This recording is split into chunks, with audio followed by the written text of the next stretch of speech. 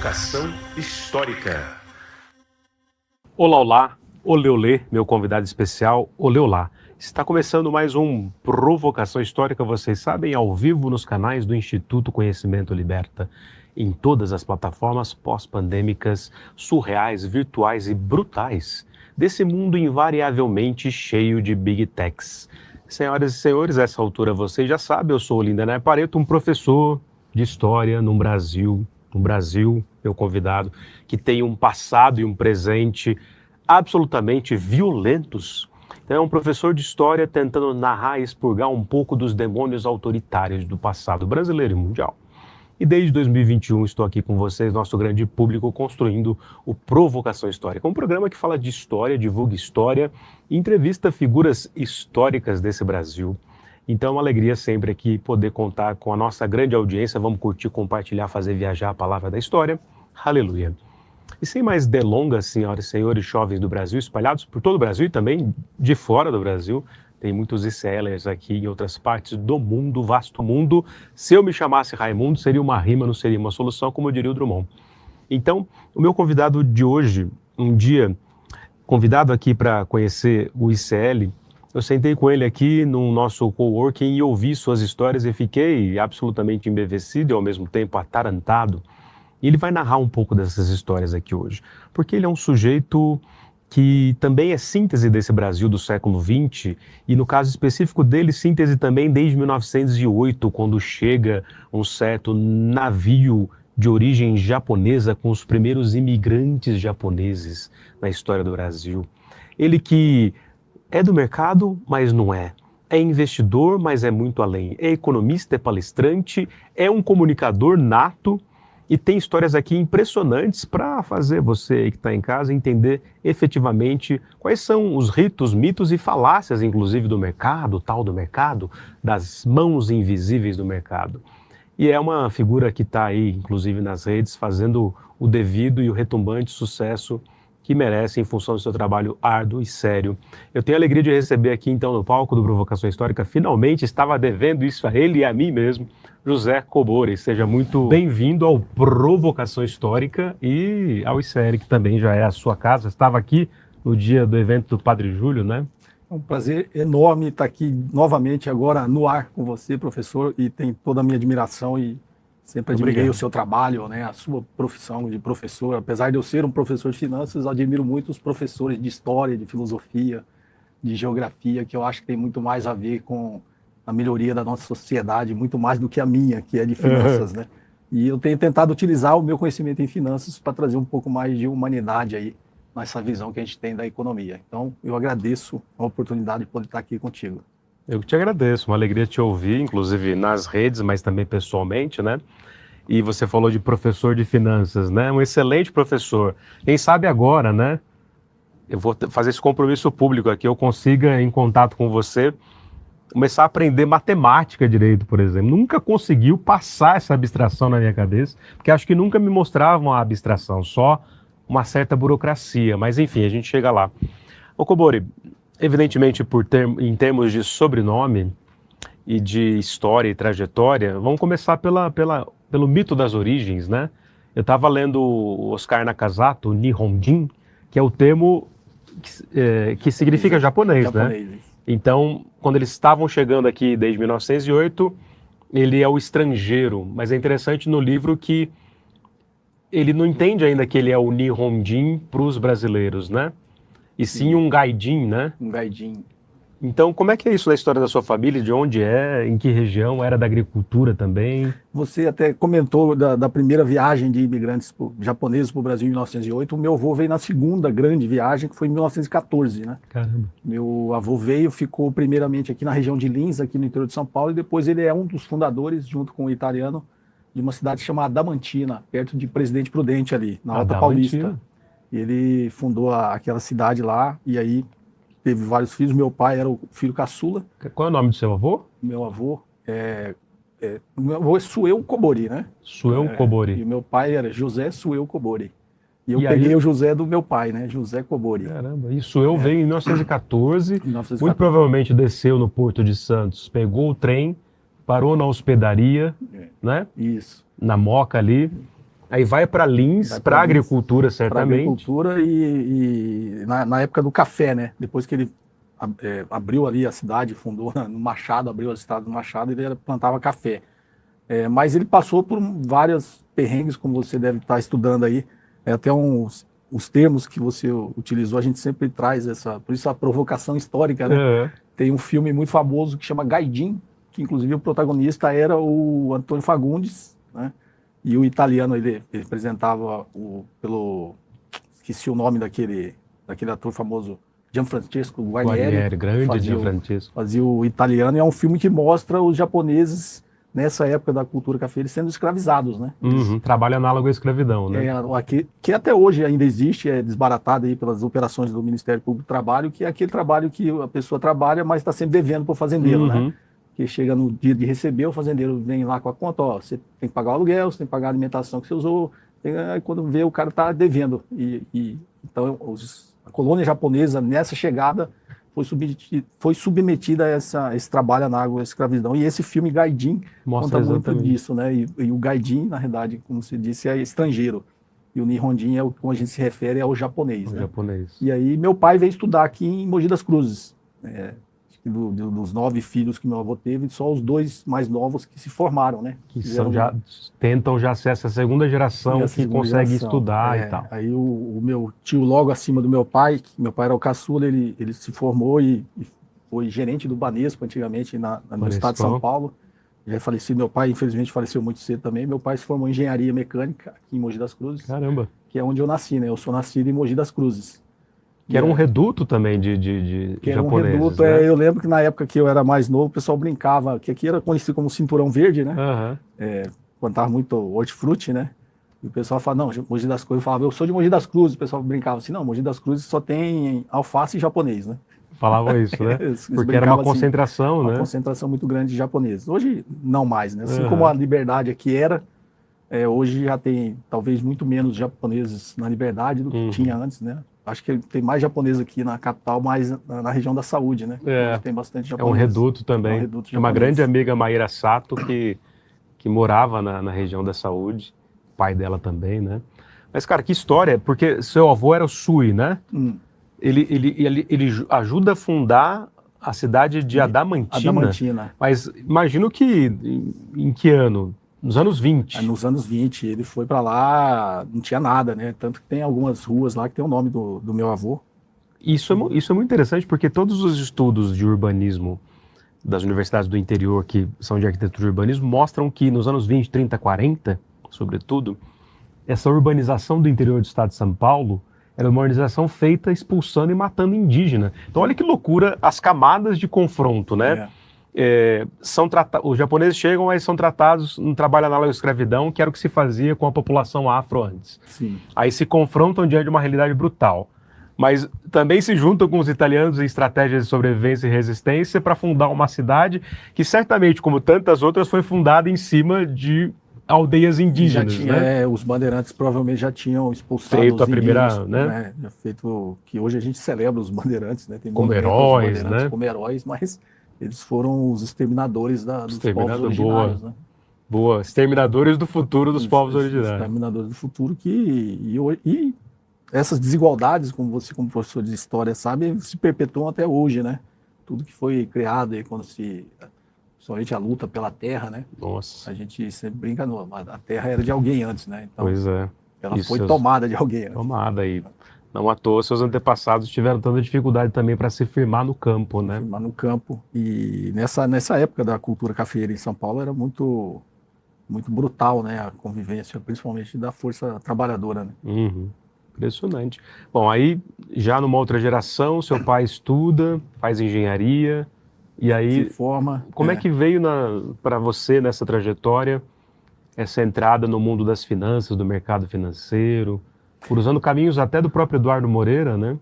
Eu até não cheguei, engraçado, é uma história interessante que eu vou contar. Aí meu pai se forma em engenheiro, foi como caçula, já era uma geração que tinha estudo, né? Infelizmente, quando meu avô chegou e os irmãos mais velhos dele ainda eram da cultura muito da roça, né? Não tinha estudo, não tinha graduação, apesar de ter muita sabedoria, né? A gente, às vezes, tem esse mito de que a pessoa estudou e a gente vê hoje, principalmente na sociedade, que formação não é tudo, né? Exatamente.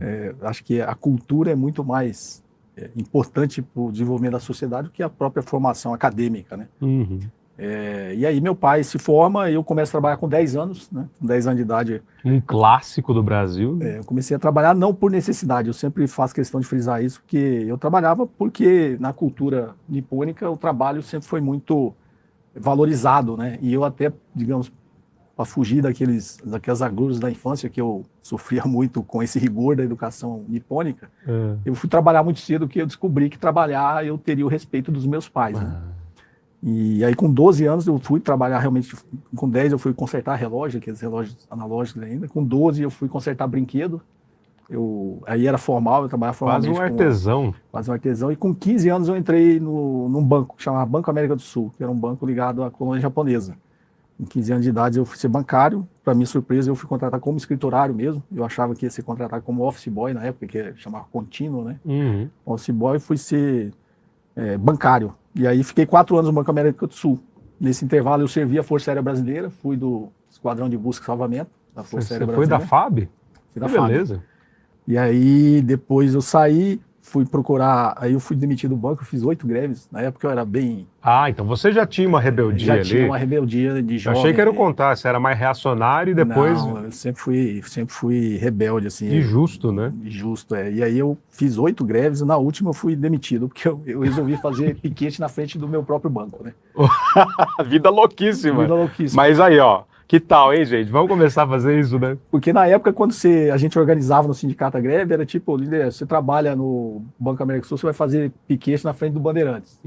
Cobor, você trabalha na frente do Bandeirantes, você vai nunca na frente do seu próprio banco. Para não pegar mal, né? Aí nessa última greve, na 8ª, eu descobri que o pessoal que tinha combinado de fazer o piquete na frente do meu banco não tinha ido ninguém, né? Tava todo mundo entrando. Eu falei, não, vou eu mesmo.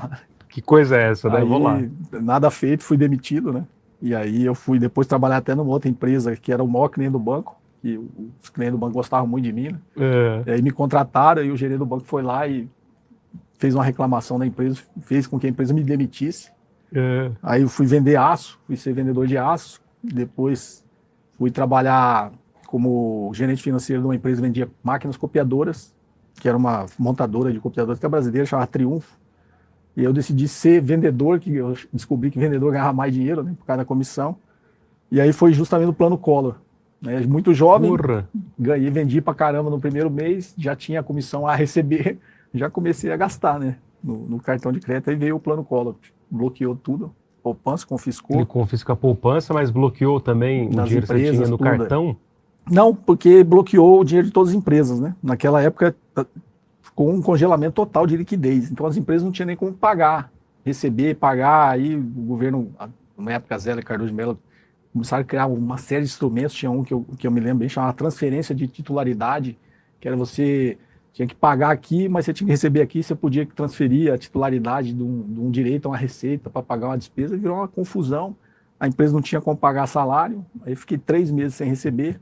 Nesses 3 meses sem receber, dívida no cartão de crédito na época dobrava todo mês, né? Dobra até hoje, eu que eu diga. Aí quando eu descobri que eu falei, vou ter que vender um rim, né, para pagar o cartão de crédito. E aí foi na época que começou aquele movimento de decassegues pro Japão. Lembro muito disso. Meus pais eram muito amigos de um casal, quer dizer, ele era aparentado do meu pai, casado com uma descendente que foram morar no Japão, né? E nessa época eu era meio rebelde. Como eu sempre trabalhei, eu consegui me virar e meus amigos começaram a ir. Embora? Eu falei, não, eu vou aqui no Brasil, eu me viro, pode deixar que eu vou ganhar dinheiro e tal. E aí veio esse problema do plano Collor, aí liguei pro meu amigo, falei, ó, se tiver uma vaga aí, põe meu nome aí que eu quero ir. E naquela época o Japão tava recrutando muita gente, eu fui. Tava bombando, né? Aí eu fui pro Japão, fiquei 2 anos lá no Japão. Qual cidade? Fiquei numa cidade chamada Ogassa. Ogassa. Perto de Hamamatsu. Na época Hamamatsu era a cidade que mais tinha brasileiros, né?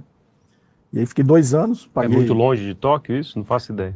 Na verdade, o Japão é tudo pertinho, né? Comparado às nossas, assim. Mas era 200 quilômetros de Tóquio. Mas, você entrava no trem-bala, assim, em 1 hora você estava lá. E aí... E o Japão já era a segunda economia do mundo há tempos, né?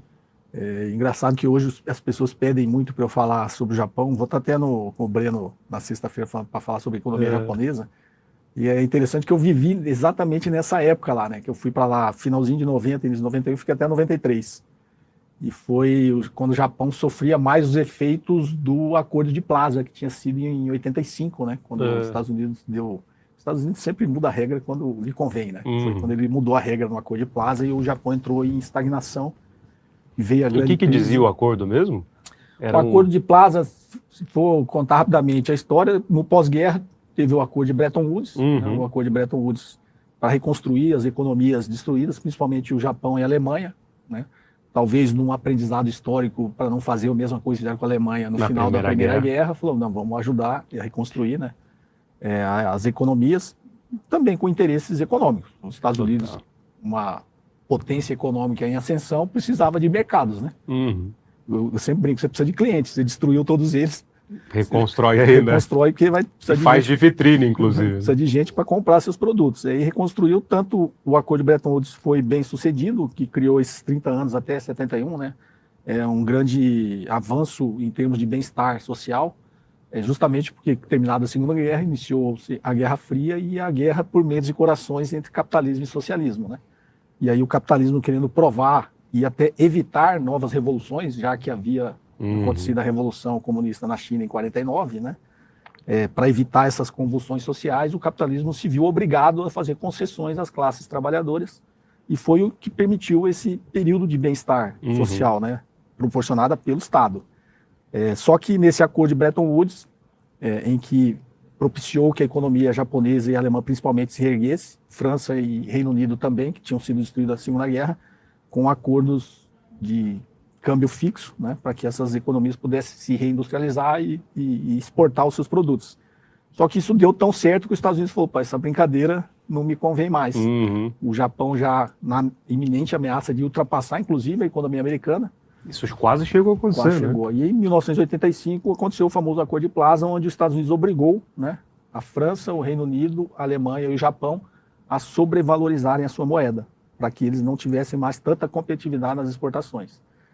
Desde então, o Japão entrou em estagnação econômica e as medidas que o governo japonês fez para tentar tirar essa estagnação econômica, a economia japonesa dessa estagnação, propiciou a criação da bolha imobiliária e do mercado de ações em Tóquio, né? No Japão, teve uma grande crise lá no mercado, na economia japonesa, foi justamente na época que eu estava chegando no Japão. 91. Né? Em 90, 91. E aí eu presenciei isso, mas o Japão ainda tinha dificuldades de mão de obra, né? Porque no pós-guerra teve um certo controle de natalidade, até porque o país estava destruído, mas chegando já próximo ali, entre 85 no Acordo de Plaza e 90, o Japão já começou a ter falta de mão de obra, né? O Japão, na década de 90, já começou a ter esse problema que se agravou muito hoje, que é essa questão do bônus demográfico, né? Hoje, 30% da população japonesa está acima de 65 anos de idade. 30%? Então, na década de 30, durante a guerra, o Japão tinha um idoso para cada 11 pessoas ativas economicamente. E hoje a gente tem aí quase um terço da população acima de 65 anos, né? Então o Japão já começou a ter esse problema no início da década de 90. Então por isso ele começou a recrutar muita mão de obra, né? E o Japão ainda é uma economia uma civilização ainda muito fechada com essa miscigenação, de não permitir muita miscigenação. Parece tão cosmopolita, mas ainda é muito ortodoxa, forte isso. né? Inclusive aqui no Brasil, né? Eu me lembro da minha infância de ter restrições de você se relacionar com pessoas. Lembra da Shindo Himei, que não acreditava que o Japão tinha perdido a guerra e começaram a explodir os outros? Teve tudo isso, não teve? E aí tinha essa necessidade, como o Brasil é a maior colônia japonesa fora do Japão e do Brasil, né? A gente brincava, pelo menos na época, a maior cidade japonesa depois de Tóquio era São Paulo, né? Maior cidade. E também libanesa, né? O Brasil é impressionante. Né? E aí, para não abrir um pouquinho, mas não permitir tanto a miscigenação, falou, não, tragam os descendentes de japoneses, né? Vamos aceitar os descendentes japoneses. Foi quando teve esse grande movimento de decassegues no Japão. E o que te impressionou muito lá, morando lá na cultura? Você se reencontrou com parte daquilo que você viu no seu avô, nos seus pais? Teve isso? Eu reencontro, não. Eu depois até estudando um pouquinho, lendo um pouquinho, aqui no Brasil, quando eu morei muito tempo em Brasília, depois que eu retornei, né? Que eu virei executivo de uma multinacional, acabei parando em Brasília. E lá eu tinha uma relação muito próxima com os embaixadores, que eu fui diretor do Clube de Golfe de Brasília. E Brasília, quem mais jogava golfe ali, inclusive o clube foi construída uma exigência dos diplomatas, né? O Juscelino Kubitschek, quando construiu Brasília, que pelo menos tivesse um clube de golfe. A elite, né? A elite. Então, assim, engraçado. 70% do clube de golfe de Brasília é feito de corpo diplomático, né? De funcionários das embaixadas, dos embaixadores. E aí tinha lá um grupo da embaixada japonesa, um embaixador que ia lá jogar, e aí a gente fez um grupo que fazia um torneio todo mês, né? Então eu sempre estava ali junto com... Eu conversava com todos os embaixadores e eles achavam estranho o quanto no Brasil se preservava muito mais a tradição japonesa, né? E aí eu comecei a reparar, porque no Brasil é como se ele estivesse parado no tempo. Sim. É como se ele estivesse em 1908, 1914 ainda. Então você vê muita tradição aqui na colônia japonesa que no Japão já não existe mais dessa forma, né? Aqui fica para se defender até de um ambiente certamente hostil. Você preserva mais do que lá, né? Você preserva mais. Então, quando eu fui para lá, eu vi um Japão muito mais moderno do que eu vi aqui na colônia japonesa. Então, era uma coisa que me impressionava bastante. Que tem também o seu lado ruim, né? Porque o Japão reconstruído pelos Estados Unidos, ele se tornou muito americanizado, né? Sim.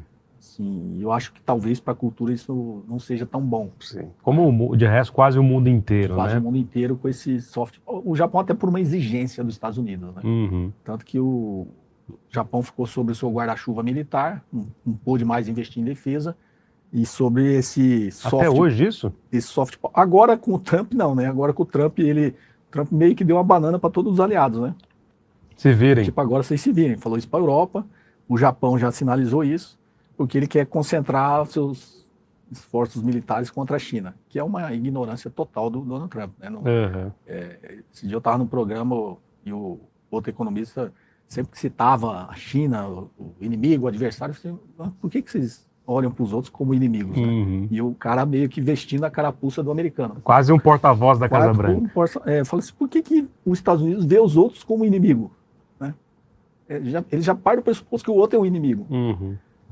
Mas isso está muito na cultura imperialista dos Estados Unidos, Total. né? Totalmente nessa cultura imperialista. Então, o que eu tenho tentado fazer, até explicando, não sem ser um professor de história, mas conhecendo pelo menos da parte econômica da história, não, mas você manja muito. É tentar diminuir isso que as pessoas, principalmente o soft power americano, esse poder semiótico que ele tem sobre nós, inclusive, né, no Brasil. Total. Talvez o Brasil seja um dos países mais americanizados, né, sob influência dos Estados Unidos. Tanto que tem gente que bate continência para bandeira americana. Exato, não, e não sai da Disney, não né? Sai da Disney. Foge do Brasil para ficar na Disney. É então, inacreditável. Então, assim, eu tenho tentado distensionar isso, né? Mas por que a gente... Não, porque a China... Mas por quê? Né? O que a China faz com os outros fora da cooperação econômica que é diferente dos Estados Unidos? Diferente que eles não ficam exigindo contrapartidas, principalmente políticas, né?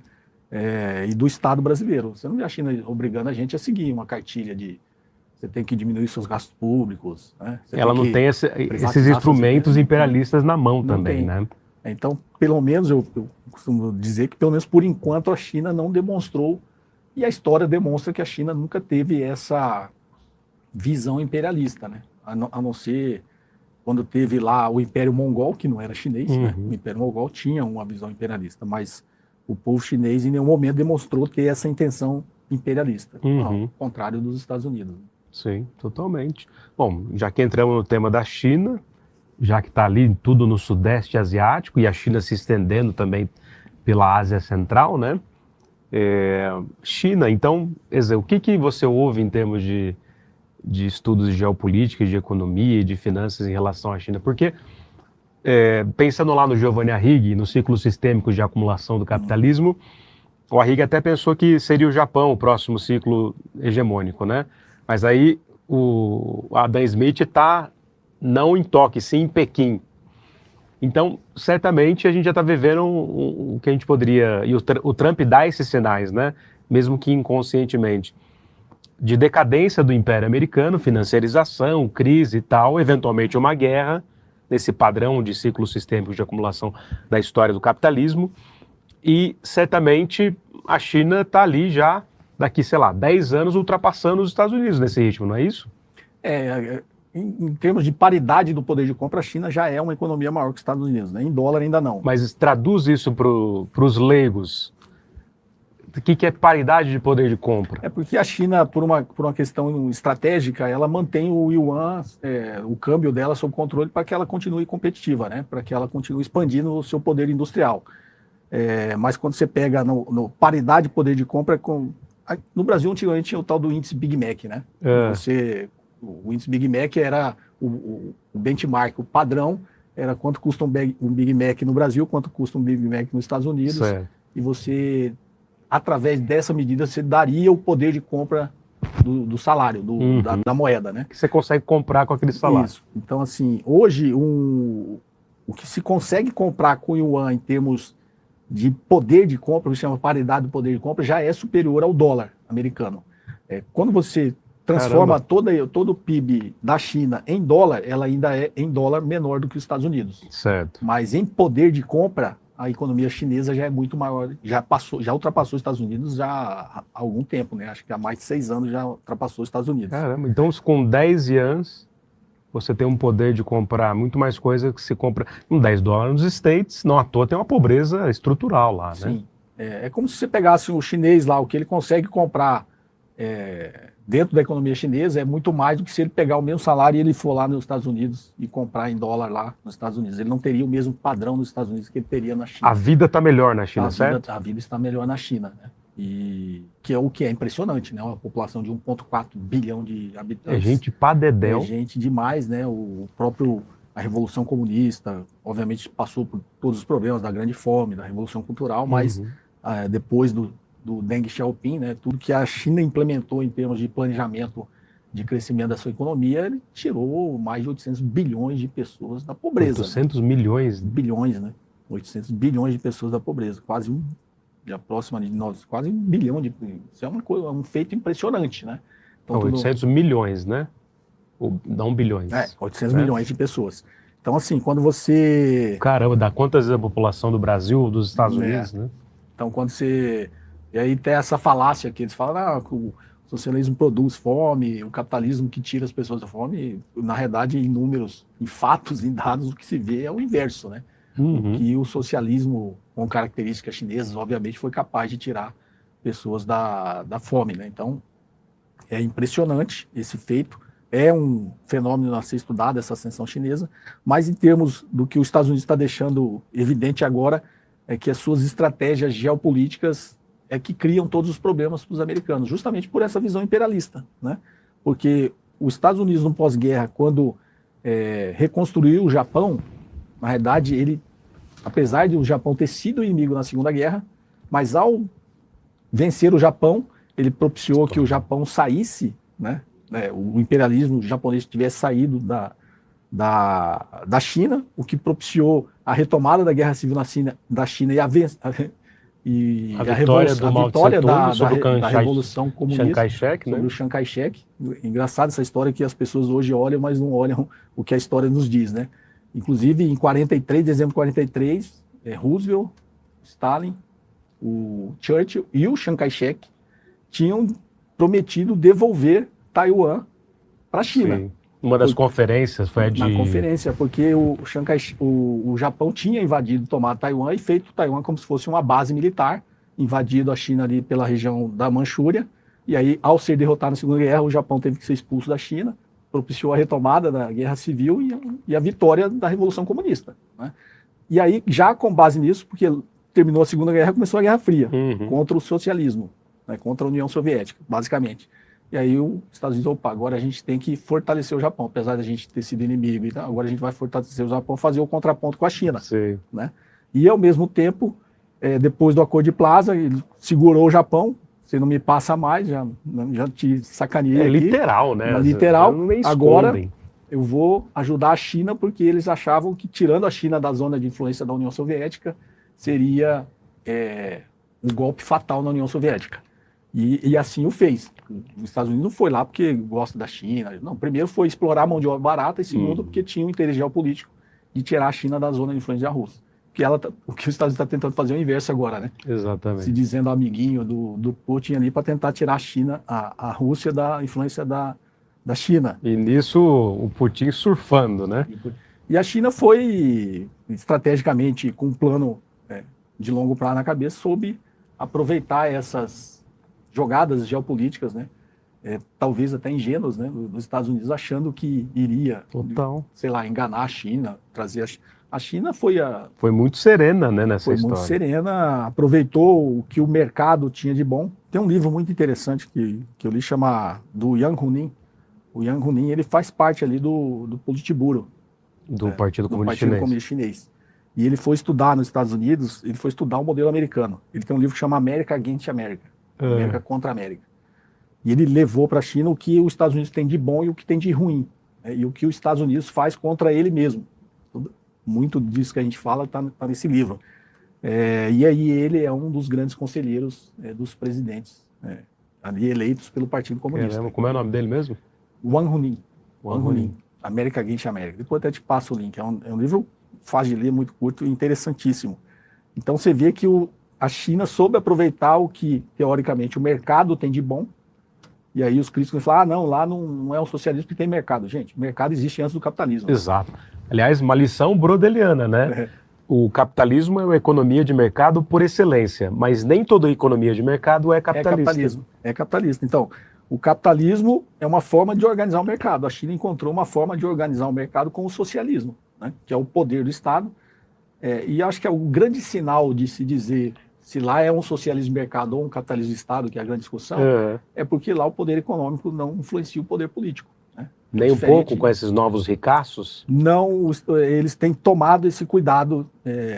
E aí tem um evento histórico que os capitalistas utilizam para criticar a China, que eu acho que, na minha visão, é positiva. Quando lembra o dono do Alibaba, o Jack Ma, que ele subiu, que a ditadura chinesa sumiu com o cara, matou, sumiu, e ele reapareceu numa reunião, inclusive, do Conselho Popular da China, sorrindo do lado do Xi Jinping, né? E ele faz parte daquele conselho de grandes empresários que ajudam a aconselhar, né, o poder político.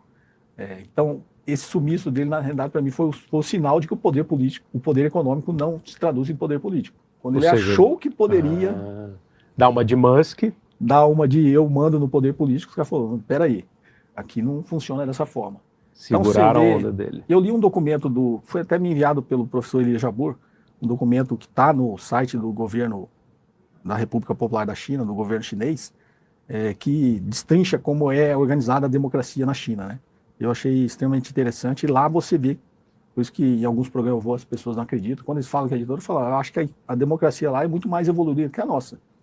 Só fiquei indignado. Não! Indignado. Porque quando você vê como eles organizaram, desde a Revolução Comunista, os Conselhos Nacionais Popular, essa descentralização do poder para as províncias, né, que seria nossa aqui, as prefeituras, principalmente poder econômico, né? Eles têm autonomia econômica nas províncias.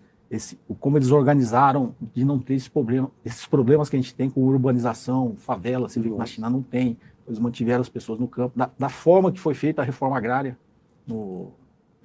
pelo Partido Comunista, óbvio, teve vários erros, mas eles corrigiram ao longo do caminho como fazer essa reforma agrária e manter as pessoas no campo, para que não existisse esse êxodo, né, para as grandes cidades e tornasse esse problema que todos nós temos aqui de favelização, né, das nossas grandes cidades. Então você vê da forma que tudo foi feito, é a forma que a democracia chinesa conseguiu organizar, porque o povo lá, se você vê como é organizado, esses conselhos nacionais populares têm poder de voz e poder de opinião dentro da política chinesa. E da forma que as pessoas ascendem também ao poder político. Lá eles têm uma seleção, né? O pessoal gosta de falar de meritocracia lá, essas figuras que a gente vê no Congresso, né? Um Bolsonaro da vida nunca seria presidente. Jamais. Né? Jamais seria. Não presta serviço público nenhum. Eles não teriam permitido que isso acontecesse. Então você vê que o modelo lá não é que é uma ditadura, eles têm critérios, têm disciplina. E aí que no viés liberal americano tudo é uma ditadura, só eles que não são, né? Só eles que não são. Só eles que não são uma ditadura do capital e do capitalismo. Exatamente, uma ditadura do poder econômico, né? Porque... Você acha que a gente não vai entrar mais nos States se a gente estiver falando isso ao vivo aqui? Eu acredito que não, eu acho que eu... Você está com vontade de visitar Nova York? Porque Nova York é mais do que os Estados Unidos, né? É o mundo ali, né? O mundo. Eu, na verdade, assim, eu já fui várias vezes, obviamente, mas eu não gosto, assim, eu sempre me sinto maltratado nos Estados Unidos. Diferente quando você vai num país oriental, né? Você foi para a China? Na China não, mas eu morei no Japão 2 anos e quando eu fui para lá, e eu voltei em 2015 com a minha família, né, eu tenho 5 filhos, e você imagina, eu fui para lá, eu, esposa e 5 filhos, 7, né?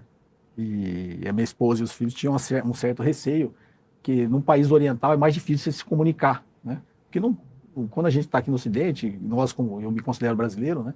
A gente, talvez até pelos gestos, você consegue identificar o que a outra pessoa está querendo dizer. No Japão é diferente, né? Nem pelos gestos você consegue. Minha esposa tinha muito esse receio, mas ao desembarcar, a gente foi maltratado, fez a conexão nos Estados Unidos, como sempre. Eu sempre me sinto maltratado, né? Principalmente quando você passa na alfândega, né? Nos Estados Unidos. É insuportável como eles te tratam, né? E aí, já com esse trauma nos Estados Unidos, a minha família chegou, eu já tinha morado lá, sabia que não era, mas sempre com aquela ansiedade, aquele receio de ser maltratado. Já na entrada, eles já ficaram tranquilos da forma que você é recebido na alfândega japonesa, né? Você é recebido como bem-vindo, fica à vontade, espero que você goste do país. Eles têm muito aquele negócio da reverência, né? Eles estão sempre sorrindo, muita educação. Então, assim, impressionante. Foi uma experiência, pelo menos para minha família que não conhecia, impressionante, assim. E eu gosto muito, não por ser japonês, eu gosto muito do Japão. Sei que tem os problemas, como toda... É que você é Nihonjin e Gaijin ao mesmo tempo, né? Sempre será, né? Eu brincava disso, porque quando eu cheguei lá, eu falei, aí vocês têm que decidir, porque lá todo mundo me chama japonês, eu chego aqui, todo mundo me chama brasileiro. mas no clichê do bullying, o japa, né? Você sempre cresceu sendo chamado de japonês pelos brasileiros, né? E eu cheguei lá, os japoneses me chamavam de brasileiro, né?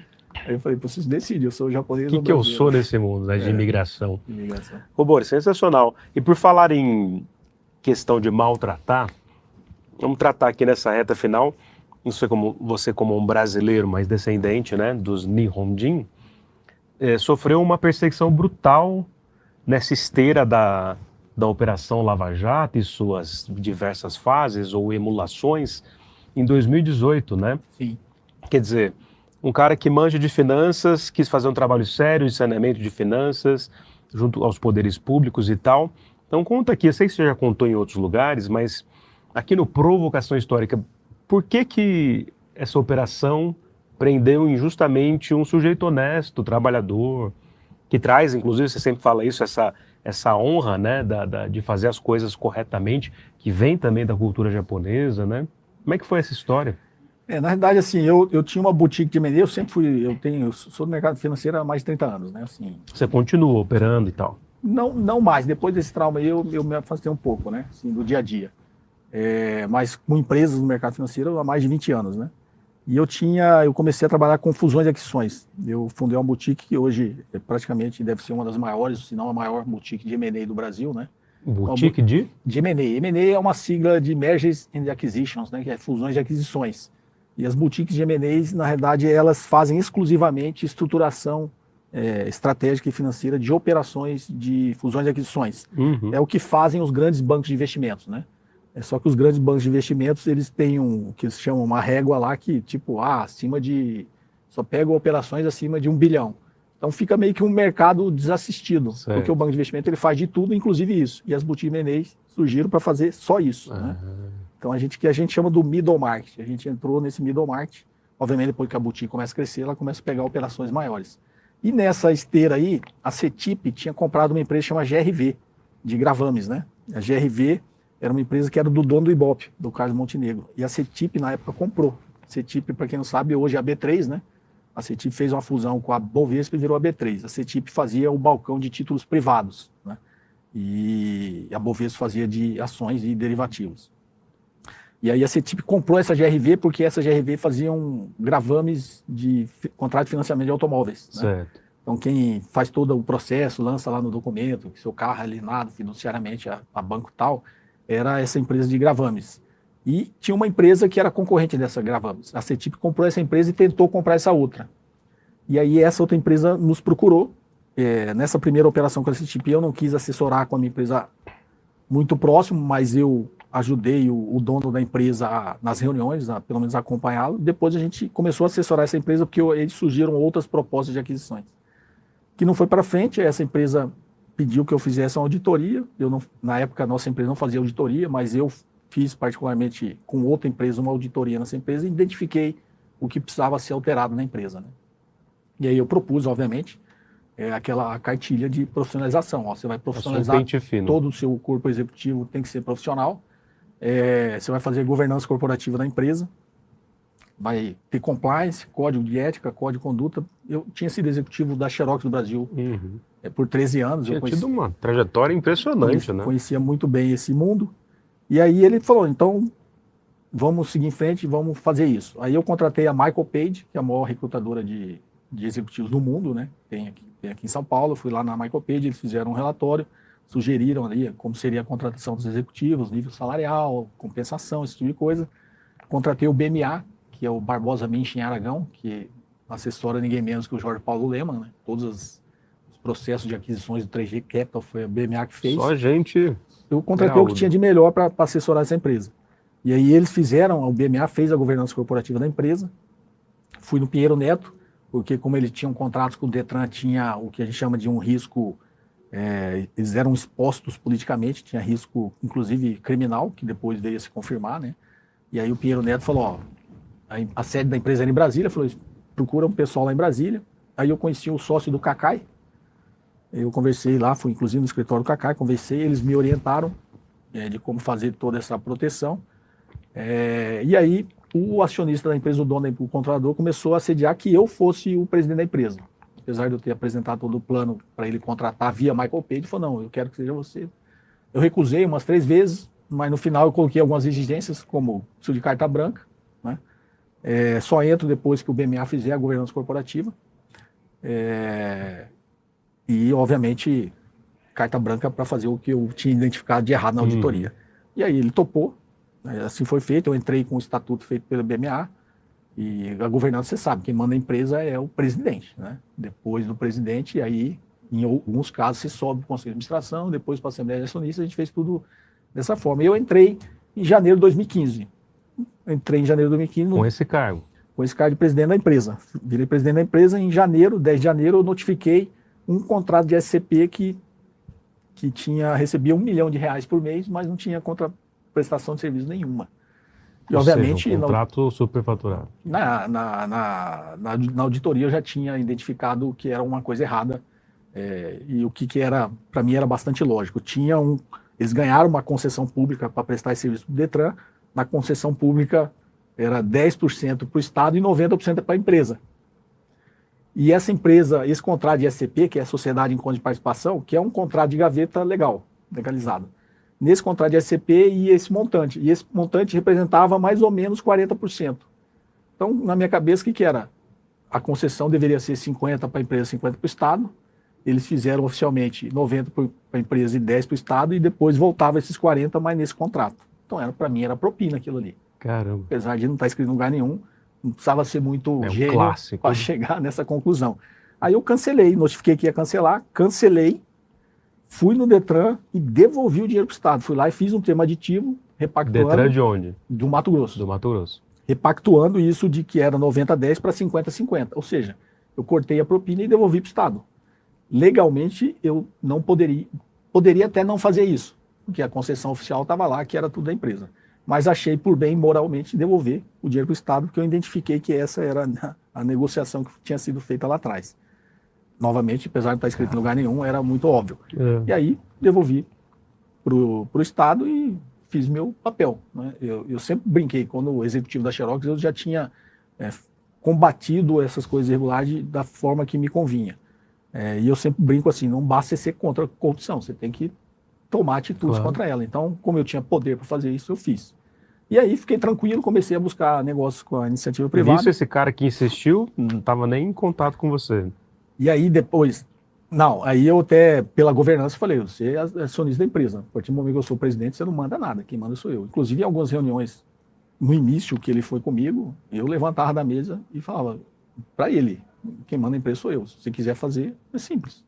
Por que você ficou mexendo o saco para vir, né? Você me demite e você faz, a empresa é sua. Mas enquanto eu for o presidente, quem manda a empresa sou eu, né? Eu tinha falado isso várias vezes para ele. E aí eu comecei a fazer esse mesmo software fazia para o financiamento de automóveis, a gente criou para fazer registro de imóveis. Era um negócio bilionário. Tanto que o Eduardo Guardia me procurou. O Eduardo Guardia, na época, era vice-presidente da Bovespa. Depois ele virou ministro da Fazenda do Temer. Ele ficou sabendo que a gente tinha esse projeto, eu tinha apresentado para a Caixa tinha 70% do mercado imobiliário, então era um negócio gigantesco. A Bovespa ficou sabendo e ele me procurou. Foi ele que foi em Brasília me procurar para dizer que a Bovespa queria entrar nesse negócio. Estava no alto circuito das finanças brasileiras. Estava no alto circuito. Aí a gente assinou um MOU, que é um memorando de entendimentos com a Bovespa, e começamos a tocar esse projeto. O que era o meu acordo com ele. Vou acabar com tudo que a gente tem de errar na empresa e, obviamente, eu vou fazer negócios com iniciativa privada, negócios saudáveis, né? Só que aí a CETIP entrou nessa negociação de fusão com a Bovespa, eles pararam todos os projetos, esse projeto ficou e, concomitante, o acionista da empresa fazendo pressão para que, você precisa jantar com o senador fulano de tal, você precisa almoçar com o deputado, né? E eu sempre recusei, tanto que meu celular ficava com a minha secretária, eu nem atendia, né? Inclusive, foi engraçado, na época do Eduardo Guardi, a minha secretária não sabia, obviamente, eu era do mercado, sabia quem ele era, né? Ela falou assim, que eu sempre recusava. Eu falei, tem um Eduardo Guardi aqui querendo falar com você e tal. Como que é o nome dele? Eduardo Guardi. Eu falei, não, você pode passar aqui, você é o vice-presidente da Bovespa, né? E aí, você não precisa barrar, não. Porque assim, o que tinha de deputado, senador, que ficava ligando, que eles ligavam... lobby brutal. Que eles ligavam para o dono da empresa e o dono da empresa passava o meu celular, só que eu deixava meu celular com a secretária para não atender. E aí, meados de 2016, eu fiquei 1 ano e meio na empresa. 2015, meados de 2016, com essa pressão, como tinha parado o projeto da Bovespa, essa pressão, e ele ia todo dia, você tem que almoçar com o senador, você tem que... E eu sempre falava para ele, eu não conheço o cara, ele não me conhece. Por qual motivo você acha que ele quer almoçar comigo? Coisa boa ele não vai me propor, só pode ser coisa errada, né? Então eu sempre recusei. Aí um belo dia, eu já tinha conversado com minha esposa que eu estava meio de saco cheio dessa pressão, né, para eu atender esses políticos. Aí eu cheguei na empresa e falei, faz o seguinte, pode almoçar com os caras, a empresa é sua, eu estou saindo da empresa. Eu tinha falado, se quiser você me demite. Eu falei, não, melhor, eu vou sair da empresa, sair. Isso foi em meados de 2016. Aí eles tinham preso o ex-governador do estado, o Silval Barbosa, que ficou até 2014. Eu virei presidente em 2015, não tinha nada com isso. Eles prenderam esse ex-governador e esse ex-governador fez uma delação, entregou todas as coisas que ele tinha feito de errado no estado. Entre elas, esse contrato do Detran, com essa empresa que eu tinha sido presidente. Aí você ficou no alvo. Primeiro erro. Ele, como governador, ele não podia fazer delação, porque a lei da delação você entrega alguém acima de você. Ele era o governador, ele era o chefe da organização. Então, quem queria entregar? Né? Mas aí ele entregou todos os negócios e eles foram atrás. Então, do lado privado, o chefe do negócio era o dono da empresa.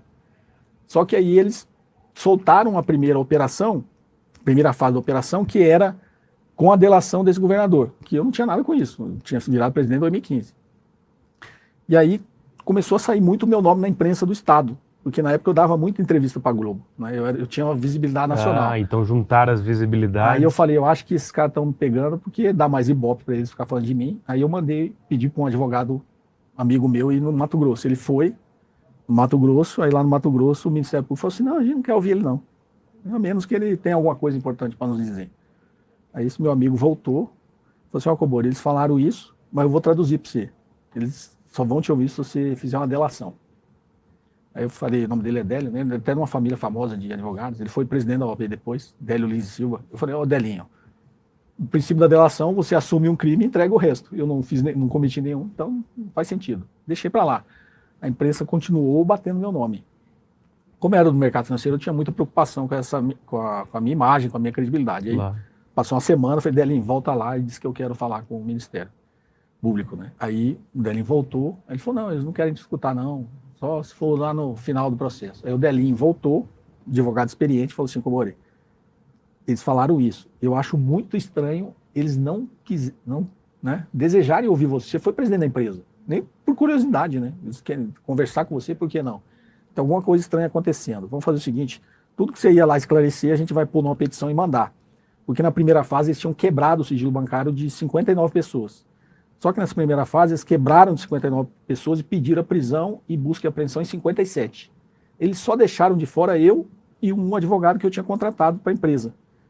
E ali era muito óbvio também, não precisava ser gênio para descobrir, porque esse advogado que eu contratei, que estava na quebra do sigilo, foi porque essa empresa que eu cortei 1 milhão por mês, por incrível que pareça, eles entraram na justiça para pedir de volta. E eles ganharam, na primeira e na segunda instância do Estado. Eu só consegui derrubar depois que chegou no STJ.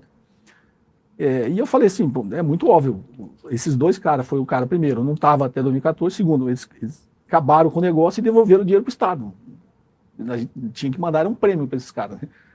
Então, na primeira fase, a gente não estava. Mas mesmo assim, aí eu peguei toda essa quebra de sigilo que eu tinha feito do meu salário como presidente, dos bônus que eu tinha recebido, fiz uma petição com o famoso Follow the Money. Mandei para lá, como eu tinha minhas empresas, o meu salário era tudo investido, né? Teoricamente eu não precisava daquele rendimento. Então todo o dinheiro que entrava na minha conta entrava no dia seguinte ia para um fundo de investimento, bônus entrava, ia para um fundo de investimento, estava tudo lá no extrato do fundo, e na declaração de imposto de renda, ou seja, o dinheiro era meu ainda. Então aí botei tudo na petição e mandei. Aí soltaram a segunda fase da operação. Aí bateram na minha casa, faziam uma busca e apreensão. Meus advogados tinham falado, você foi presidente da empresa, você corre o risco de sofrer uma busca e apreensão. Aí foi aquele susto, mas eu sabia do risco. Constrangimento, né? Revira sua casa, pega... Igual em filme. Igual em filme, põe a sua família num canto, toma o celular de todo mundo. Os advogados até falaram, você não precisa fornecer senha de nada. Eu não estava devendo nada. Eu falei, não, pode entrar aí no computador, eu dava senha. E aí, depois de umas 2 horas em casa, eles me chamaram no fundo, tiraram outro papel e falaram, a gente tem um mandado de prisão contra você. Aí isso não... Seu mundo mudou. O meu mundo mudou, isso eu não estava esperando. Né? Aí passou uns 10 minutos, meu advogado foi lá falar com minha esposa, aí a família chora, aquele negócio, e eu fui preso em Brasília, né? E eles me levaram para o Mato Grosso. Então, aquele constrangimento, né? Tira sua casa, enfia você no avião, leva você para outra cidade. Mutatis mutantes que fizeram com Lula, lembra? Exatamente, é exatamente esse processo. De tirada não só da sua casa, mas da cidade que você mora e te levar para outro lugar. E aí, meu mundo acabou. Eu cheguei lá, achei que ia sair no dia seguinte. Que ia sair no dia seguinte, até os próprios advogados, né, que foram até no aeroporto, me falaram, Cobori, fica tranquilo, é algum engano e tal, a gente vai te tirar de lá, não precisa ficar. Eu fui com essa expectativa, né? Você vê muito na TV, né? Prende o cara num dia, sei lá, pega o depoimento e solta no outro dia. Aí eu achei que eu ia ficar ali 1, 2 dias, prestei o depoimento, fiquei 7 horas depondo, uma coisa ridícula, delação, que foi o dono da empresa que fez a delação. Parecia vídeo do Porto dos Fundos, né? Nossa, é ridículo. Eu sempre conto esse evento que tudo era ridículo na delação dele, porque no depoimento que eles fazem, eles pegam a delação e falam, Diner, que o Cobori falou isso aqui, o que você tem a dizer, né? Aí você vai e faz o contraponto. Então, a delação que eles usaram para me prender era a delação do dono da empresa que eu fui presidente. Que eles devem ter feito a mesma pressão no cara e o cara não tinha nada para entregar até 2014, porque o governador já tinha entregue. Ele falou, vou inventar uma história a partir de hoje, né? O dono 2015. É aquele que te colocou na presidência. Que me colocou na presidência. Um sacana do começo ao fim. Aí ele pressionado, ele culpado até o talo, né? Porque o ex-governador tinha entregue ele. E o princípio da delação deve ter falado, você não tem nenhuma coisa nova para contar, você está ferrado. Aí o que ele fez? Ele inventou uma história de que eu estaria dando o meu salário para o novo governador que tinha entrado. Meu Deus. Que era o Pedro Táxi, né? Na época o Pedro Táxi era muito amigo do Flávio Dino, né? O Flávio Dino era o governador do Maranhão, o Pedro Táxi no Mato Grosso. E aí ele inventou essa história. Só que quando ele inventou essa história, eu já tinha mandado essa petição com o caminho do dinheiro. Então já era mentira. Inclusive isso eu falei no depoimento, que a delação dele eu vi que a data era de 27 de março. E eu tinha enviado essa petição no dia 15 de março. Né? Mesmo o Ministério Público não querendo me escutar. E aí tudo era ridículo na delação dele, mas uma que eu sempre faço questão de contar era tão ridículo que até o delegado ficava sem graça quando ele me questionava. Então na delação aqui ele está dizendo, Cobori, que contratou você para você acabar com a propina. O que você tem a dizer? Aí eu olhava para o delegado e falava assim, mas a empresa é dele? Ele precisa contratar alguém para acabar, a empresa é dele, se ele quiser acabar, é só ele acabar. Por que ele precisa me contratar para acabar? Aí o delegado olhava e falava assim, é verdade. Então. Aí continuava, aí depois que eu saí da empresa em 2016, ele na delação, ele assume que depois que eu saí da empresa em 2016, ele voltou a pagar uma parte para uma outra pessoa. Aí ele questiona, aí eu olho para o delegado e falo assim, engraçado, né? Ele me contratou para acabar com a propina, ele não precisava me contratar, ele podia ter acabado que a empresa é dele. Aí eu entro na empresa, eu acabo e eu devolvo para o Estado. Tá aí o documento, tem um termo aditivo, devolvi o dinheiro para o Estado. Aí ele não acaba, me contrata. Eu entro, acabo, aí eu saio, ele volta a pagar. Qual que é o sentido dessa delação dele? Inacreditável. Então, era assim, umas coisas tão ridículas.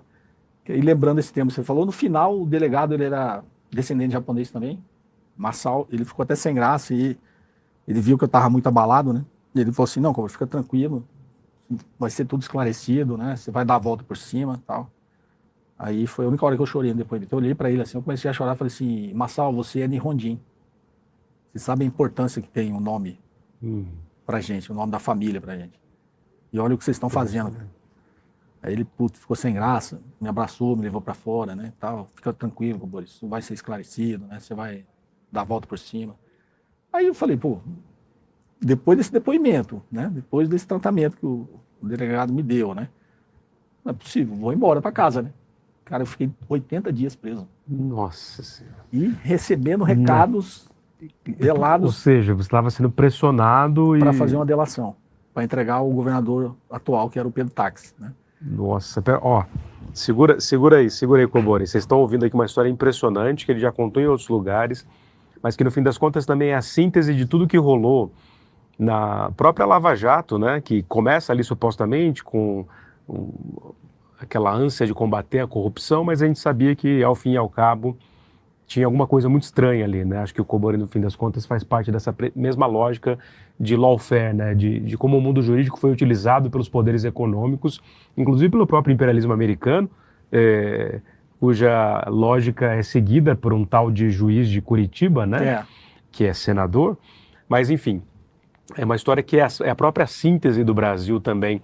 Mas antes do Cobori encerrar aqui, eu quero chamar vocês aqui para um evento absolutamente imperdível. Ó, nesse domingo, às 20 horas, o professor João César de Castro Rocha vai dar uma aula imperdível, que é para explicar, no fim das contas, por que a extrema-direita tem planos e teorias conspiratórias para destruir aquilo que a gente conhece como, vamos dizer assim, liberdades democráticas do mundo ocidental. O fato é que o João César de Castro Rocha, a partir das suas pesquisas, a partir da sua retórica também de conhecedor da literatura, ele vai dar essa aula imperdível, A Semente do Caos. Então, nesse domingo, às 20 horas, vai ter um debate imperdível logo depois com o próprio Edu Moreira e com o próprio João César de Castro Rocha. Se inscrevam aqui no link, venham para o Instituto Conhecimento Liberta entender, afinal, o que é a semente do caos nesse mundo. Venham conosco. Ô, Cobori, temos que pensar num evento com você, né, que dê conta de pensar essa história recente do lawfare no Brasil e no mundo, né? Mas aí você ficou 80 e poucos dias preso, longe da família, cara. Recebendo mensagens veladas e até não veladas diretas de que se eu ia apodrecer na cadeia se eu não fizesse uma delação, né? Mas veladas de quem? Assim, chegavam advogados de outros presos, que eu não conhecia nem o preso nem o advogado dele, e chegavam e me abordavam e falavam assim, ó, o pessoal mandou dizer que se você não fizer uma delação, você vai mofar aqui, né? Um preso saía... Um jogo de cena total. O preso saía para ir no fórum, prestar um depoimento, ele voltava e falava assim, ó, o promotor fulano de tal me parou no corredor e perguntou como você estava. Que era para você fazer uma delação, que senão você ia... E aí, depois até de outras, até curioso, assim, eu tenho várias histórias legais, assim, da prisão, que eu tenho, por incrível que pareça, eu tenho boas lembranças da prisão, tá? Assim, fisicamente, da minha prisão, eu tenho boas lembranças que eu até me dei bem lá, assim, consegui conviver bem. E aí, depois de um certo ponto que vinha esses recados, eu sacaneava, eu falava para os presos, quando eles perguntarem, eles falam que eu tô bem pra caramba, a gente tá se divertindo e tal, só porque quando o preso falava, quando eles paravam, o que o promotor esperava é que eles recebessem um feedback tipo, o cara tá muito mal, tá chorando todo dia, tá em desespero, né? Você tava dando aula pra galera. Inclusive eu dei aula de economia e finanças. Você me falou. Sensacional. Então, assim, eles esperavam era que eu estivesse sentindo essa pressão psicológica, né? Essa tortura psicológica. Aí eu começava a falar para os presos, quando ele perguntasse, fala que a gente tá bem pra caramba. Cara, você foi um guerreiro, impressionante. Que história, hein, Cobori? Ó, vamos ter que encerrar, infelizmente, aqui. Se a gente estivesse no Jô, né, o pessoal ia falar, né? Porque além de uma história impressionante, é uma simpatia. Mas, no fim das contas, você vai ter que voltar aqui para falar do livro, põe aqui na tela, Ventão da Massa, estamos acabando, A Fábula do Estado da Ilha, como a economia e os mercados funcionam. O link está aqui para vocês, pode pôr na tela, joga também no chat para o nosso grande público. Esse livro foi feito para você, leitor de qualquer idade, que quer entender de forma simples e didática temas que antes pareciam complexos. Você sabe como a moeda foi criada, o que causa a inflação, por que o Banco Central sobe e desce os juros, o que é produtividade, O Kobori explica tudo para você nesse livro aqui, e ele virá, evidentemente, num próximo episódio, ainda esse semestre, se ele quiser, porque ele está aqui agora, ele está hypado em todos os lugares. Imagino que quando você voltar, você vai falar que não foi bem assim no começo, né? Até você dar a volta por cima. Sim. E conseguir de novo recuperar uma credibilidade que você acaba perdendo com gente que, inclusive, não entende direito o que aconteceu, né? Mas parabéns pela coragem da verdade, muito obrigado por ter vindo aqui, meu caro. Eu que agradeço, Lider. Foi um prazer imenso. E despeça-se do seu grande público. É um prazer estar aqui no ICL, junto com o meu agora amigo, professor Lidenerd, de quem eu tenho uma admiração muito grande, principalmente pelo lado da história, né? Eu admiro muito professores de história, e eu acho que se a gente não entender o que acontece ao longo da história, a gente não consegue entender para onde a gente vai e quais as melhores estratégias, enquanto humanidade, para a gente ter uma sociedade mais justa. Então foi um prazer imenso estar aqui, sempre convidado, voltarei.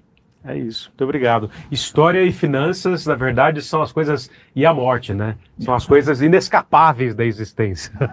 E o amor, obviamente. Obrigado, Kobori. Um beijo. Tchau, gente. Valeu, produção. Valeu. Olá, meu nome é João César de Castro Rocha. Eu acabei de gravar uma aula aqui no ICL, tentando mostrar que existe um plano em todo o mundo e também no Brasil que a extrema-direita utiliza para conquistar corações e mentes, vencer eleições e transformar democracias em estados autocráticos. Dia 15 de junho, um domingo às 20 horas,